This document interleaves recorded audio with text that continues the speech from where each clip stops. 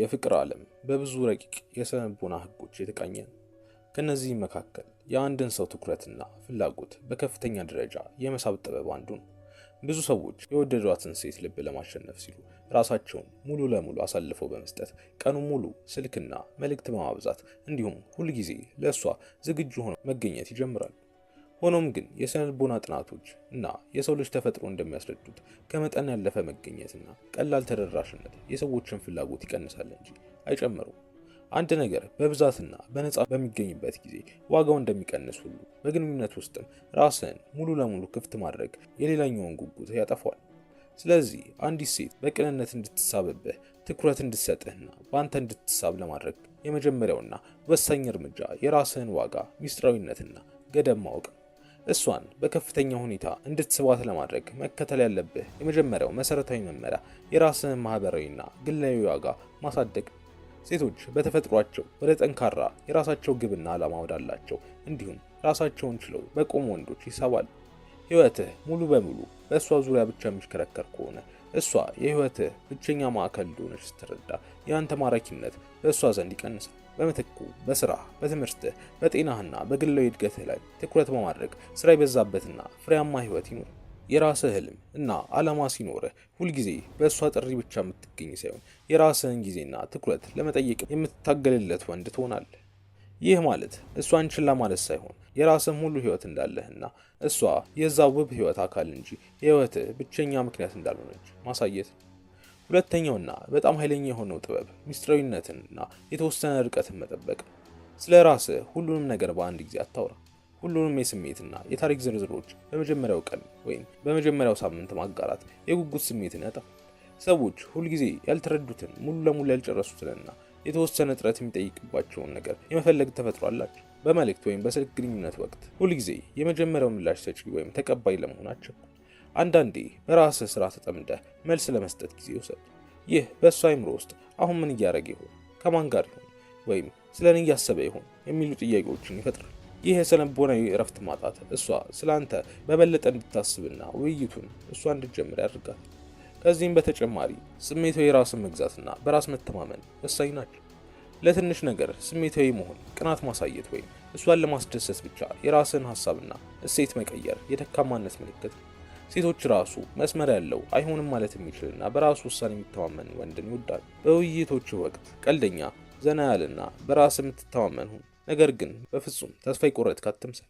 ምክንያቱም ተስፋ መቁረጥ ከማንኛውም ባህሪ በላይ ሰዎችን ያራርቃል። እሷን ለማጣት እንደማትፈራና የራስ መመዘኛዎች እንዳሉ በተዘዋዋሪ ስታሳያት እሷ የአንተን መመዘኛ ለማሟላትና በህይወት ውስጥ ቦታ ለማግኘት መጣር ጀምራለች። የመጀመሪያውን መሰረት ማለትም የራስን ዋጋ ማሳደግን እና የተወሰነ ርቀት መጠበቅን ከጣልክ በኋላ ወደ ሁለተኛውና ወደ ሳቢው ደረጃ ለሞች ይሸጋገራል። ይህም የስሜት መነቃቃትን መፍጠርና የስልጣን ሚዛኑን ወደ አንተ ማዞር ነው።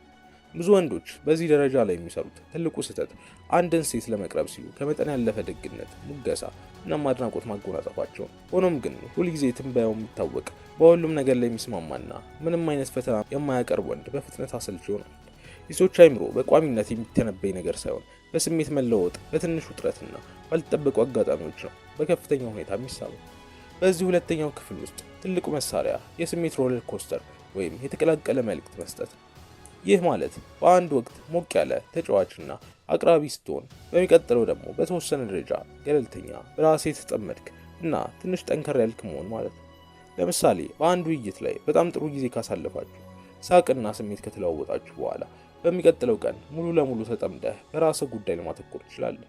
ይህ ባህሪ በእሱ አይምሮ ውስጥ ትልቅ ጥያቄን ይፈጥራል። ትናንት በጣም ቅርብ ነበር፣ ዛሬ ደግሞ የራሱ ዓለም ውስጥ ነው። ምን አዲስ ነገር ተፈጠረ? ይህ አይነቱ የስሜት መወዛወዝ አይምሯ ስላንተ የሚያስብበትን ጊዜ በከፍተኛ ሁኔታ ይጨምሯል። አይምሯ ስላንተ በበለጠ ባሰበ ቁጥር ደግሞ ለአንተ ያላት ፍላጎትና ስሜት እየጠነከረ ይሄዳል። ከዚህ በተጨማሪ ተጫዋችነት ያለው ፈተና ትልቅ ሚና ይጫወታል። አብዛኞቹ ወንዶች እሷን ለማስደሰት ሲሉ እያንዳንዱን ንግግሯን ያጸድቃሉ፣ ሁሉንም ሀሳቧን ይደግፋሉ። ይህም እሷ እንደ አስደሳች እንጂ እንደ ማራኪ ወንድ እንዳታየው ያደርጓል። በምትኩ በእሷ ባህሪ ወይም ሀሳብ በተጫዋችነትና በቀልድ መንገድ አስተያየት ስጥ። አንዳንዴም እኔ በፍጹም ልስማማ አልችልም ወይም በጣም ችግር ፈጣሪ ልጅ ነሽ በሚል አቀራረብ እሷን ከኔ ጋር አትሆኝም በሚል መንገድ አግልላት። ይህ ስነ ልቦናዊ ዘዴ በእሷ ውስጥ ለምን የሚል የመሞገትና ራሷን ላንተ የመስረዳት ያንተን እሷን ማስደቅ የመፈለግ ፍላጎት ያሳድራል። ራሷን ላንተ ለማስረዳት ስትጥር ደግሞ ሳታስበው እሷ አንተን የምታሳድድበት ሁኔታ ይፈጠራል። በመጨረሻም በዚህ ምዕራፍ ውስጥ ማረጋገጫ የመስጠት መጠንን መቆጣጠር ወሳኝ ነው። ያደረገችውን ወይም የተናገረችውን ነገር ሁሉ አታድንቅ። ሙገሳና አድናቆት የሚገባት በእውነት የሚያስደምም ወይም ጥረት ያደረገችበት ነገር ሲኖር ብቻ ይሁን። አድናቆትህን በቀላሉ የማታገኘውና ጠንክራ ስትሰራ ብቻ የምታገኘው አድርገህ ስታቀርበው የአንተ አንድ ትንሽ አድናቆት ለእሷ ትልቅ ዋጋ ይኖራል። እሷ ለአንተ የምታደርገውን ጥረት ስታይ እና ያንን ጥረት በትንሹ ስታመሰግን እሷ በበለጠ ሁኔታ እቅፍ ውስጥ ለመግባትና ትኩረትን ለመሳብ የበለጠ ትሰራለች። በዚህ መንገድ ግንኙነቱን የምትመራውና የመሳብ ኃይሉን የምትቆጣጠረው አንተ ትሆናለህ። የመጀመሪያዎቹን 2 ምዕራፎች በብቃት ከተገበርክ በኋላ ማለትም የራስህን ከፍተኛ ዋጋ ካሳየህና የስሜት መወዛወዝን ፑሽ ፑል ማለት ነው በመፍጠር ፍላጎቷን ካናወጥከው በኋላ አሁን ደግሞ ወደ 3ኛውና ወደ ጥልቁ ደረጃ እንሸጋገራለን። ይህም ጥልቅ የሆነ ስነ ልቦናዊ ስበትን መፍጠር፣ የአካልና የስሜት ቅርበትን ማሳደግ እንዲሁም የእሷን ኢንቨስትመንት መፈተሽ። በዚህ ደረጃ ላይ ግቡ እሷ በአንተ ላይ የነበራትን ከላይ የሆነውን ፍላጎት ወደ ጥልቅ ስሜታዊና አእምሮአዊ ጥገኝነት መለወጥ። ይህም ማለት በህይወቷ ውስጥ እንደ ማንኛውም ተራ ወንድ ሳይሆን ልዩና ሊተካ የማይችል ቦታ እንዲኖርህ ማድረግ። በዚህ ምዕራፍ ውስጥ የመጀመሪያውና ዋነኛው ዘዴ ጥልቅ ስሜታዊ ንክኪና የልብ ምስጢር መለወጥ። ከላይ በሆኑና በተለመዱ የወሬ ርዕሶች እንደ አየር ሁኔታ፣ ስራ ወይም ተራ ወሬዎች ላይ ብቻ አታተኩር።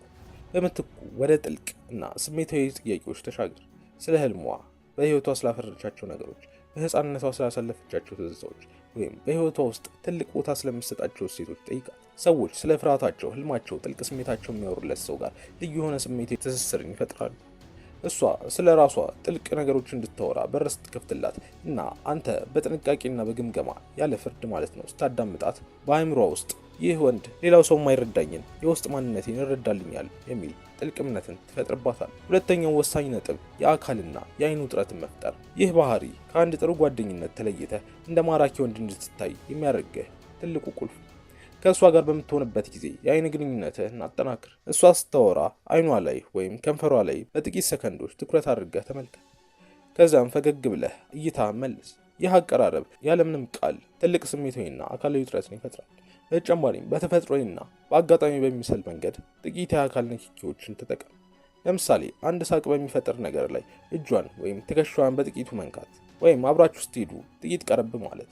እነዚህ ትንሽ ንክኪዎች በአእምሮ ውስጥ የፍቅርና የፍላጎት ሆርሞኖች እንዲለቀቁ ያደርጋል። እናም እሷ ሳታስበው አካላዊ ቅርበትህን እንድትናፍቅ ያደርጋል። ሶስተኛውና የዚህ ክፍል ዋና ማጠቃለያ የእሷን ኢንቨስትመንት መፈተሽና ጥረት እንድታደርግ ማድረግ። እሷ ለአንተ የምታደርገውን የጊዜ፣ የስሜት፣ የእርዳታ ጥረት ወይም ኢንቨስትመንት ከፍ ማድረግ አለ። ሰዎች ለደከሙበት፣ ጊዜያቸውን ለሰጡበትና ላሰቡበት ነገር ከፍተኛ ዋጋ ይሰጣሉ። ስለዚህ ሁልጊዜ አንተ ብቻ ጥረት አታድርግ፣ እሷም ጥረት እንድታደርግ እድል ስጣት። ለምሳሌ ትናንሽ እርዳታዎችን ጠይቃት። በዚህ ጉዳይ ላይ አንቺ ሀሳብ ያስፈልገኛል ወይም ይህንን ነገር እንድታመጭልኝ ይፈልጋሉ በላት። እሷ ለአንተ በሰራች ባሰበችና በደከመች ቁጥር በአእምሮ ውስጥ እኔ ለዚህ ወንድ ይህን ያህል ጥረት የማደርገው በእውነት ስለምወደውና ስለማስበው ነው የሚል እምነት እያደገ ይመጣል። አሁን ወደ አራተኛውና በጣም ወሳኝ ወደ ሆነው ደረጃ እንሸጋገራለን። ይህም ፈተናዎቿን በብቃት ማለፍ፣ መስመር ማስመርና እሷ ርቀት ለመፍጠር ስትሞክር ሁኔታውን ወደ አንተ ጥቅም መለወጥ። አንዲት ሴት ለአንድ ወንድ ያላት ስሜት እየጨመረ ሲመጣ ሳታስበው እሱን መፈተሽ ጀምራል። ይህ የስነ ልቦና ፈተና ወይም ሺት ቴስቲንግ የሚደረገው አንተ በእውነት ጠንካራ፣ በራስ የምትተማመንና የማትወዛወዝ ወንድ መሆንን ለማረጋገጥ። ለምሳሌ እቅድ ላይ በድንገት ሀሳቧን መቀየር፣ ለአንተ የምትሰጥህን ትኩረት ቀነስ ማድረግ ወይም ደግሞ ሌሎች ወንዶችን በማንሳት ቅናትህን ለመፈተሽ ልትሞክር ትችላለች። ደካማ ወንድ በዚህ ጊዜ ይበሳጫል፣ ይጨነቃል ወይም እሷን ለማጣት ሲል ያለምንም ምክንያት ይቅርታ ይጠይቃል። ጠንካራ ወንድ ግን ለእነዚህ ፈተናዎች ስሜታዊ ምላሽን አይሰጥም። እሷን ልትፈትነህ ስትሞክር በረጋ መንፈስ፣ በቀልድና በራስ መተማመን ማለፍ አለብህ። ፈተናዎቿ ላይ ሳትበሳጭ ቀለኛ ሆነ ስታልፋቸው እሷ በአእምሮዋ ውስጥ ይህ ወንድ በቀላሉ የሚናወጥ አይደለም የሚል ትልቅ አድናቆት ያድርባታል። ከዚህ በተጨማሪ የራስን ጥብቅ መስመሮችና እሴቶች ማክበር ወሳኝ ነው። እሷ ያልተገባ ባህሪ ካሳየችህ፣ ለምሳሌ ቀጠሮ ካላከበረች፣ ባልተገባ መንገድ ካናገረችህ ወይም ጊዜን ካላከበረች በፍጹም ዝም ብለህ ማለፍ የለም። በደግነት ግን በትልቅ ጥንካሬና ቁርጠኝነት መስመርን ማስመር አለብህ። ጊዜን አከብራለሁ፣ ስለዚህ ይህንን ባህሪ አልቀበሉም የሚል መልእክት በንግግርም ሆነ በእርምጃ ማሳየት አለብህ። እሷን ለማጣት እንደማትፈራና የራስ መመዘኛዎች እንዳሉ ስታይ እሷ ለአንተ ያላት አክብሮት በከፍተኛ ሁኔታ ይጨምራል። ሴቶች መስመር የሌለውንና ሁሉንም ነገር የሚቀበል ወንድ አያከብሩ። ይልቁንም የራሱ መመሪያና ክብር ያለው ወንድ ይፈልጋል። በጣም አስደናቂውና ኃይለኛው ጥበብ ደግሞ እሷ ርቀት ለመፍጠር ስትሞክር ሁኔታውን ማዞር። በግንኙነት ውስጥ እሷ በድንገት ቴክስት መመለስ ብታዘገይ ወይም ርቀት ብትፈጥር ብዙ ወንዶች ተጨንቀው ደጋግሞ ይደውላሉ ወይም ምን አደረግኩ ብለው ይጠይቃሉ። ይህ ትልቅ ስህተት ነው። እሷ ወደ ኋላ ስትወጣ አንተም በረጋ መንፈስ ወደ ኋላ መውጣት አለብህ።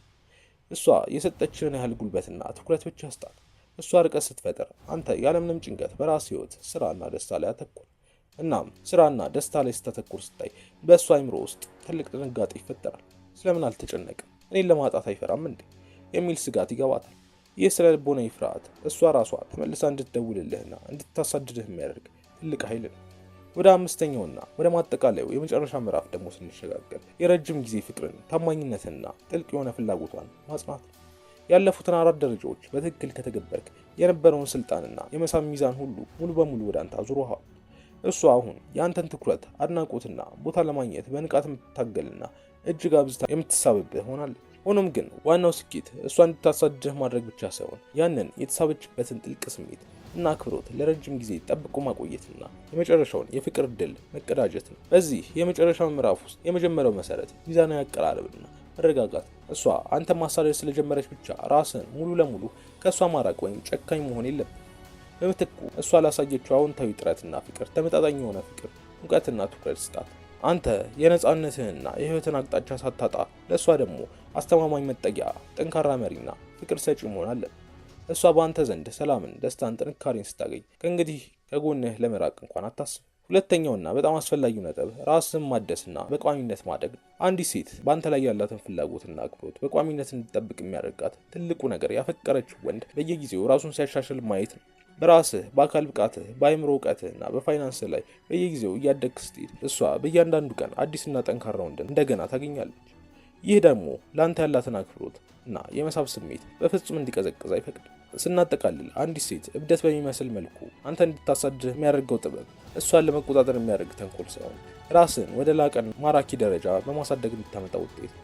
የራስን ዋጋ ስታውቅ፣ ዓላማ ላይ ስታተኩር፣ መስመርህን ስታከብር እና የራስህ ምስጢራዊነት ሲኖርህ ሰዎች በተፈጥሯቸው ወደ አንተ ይሳባሉ። እነዚህን የስነ ልቦና ህጎች በመተግበር የራስን ህይወት በሙሉ ጥንካሬ መምራት ስትጀምር እሷ ብቻ ሳትሆን በአጠቃላይ ማህበረሰቡና ህይወትህ በሙሉ አንተንና ዋጋህን ለማግኘት መታገል ይጀምራሉ። ጉዞ ሙሉ በሙሉ በእጅህ ውስጥ ነው። ከታች ባለው ሊንክ ቴሌግራሚ ላይ የሴቶች ድክመቶች የሚለው መጽሐፍ ማግኘት ይችላል። ሰላም።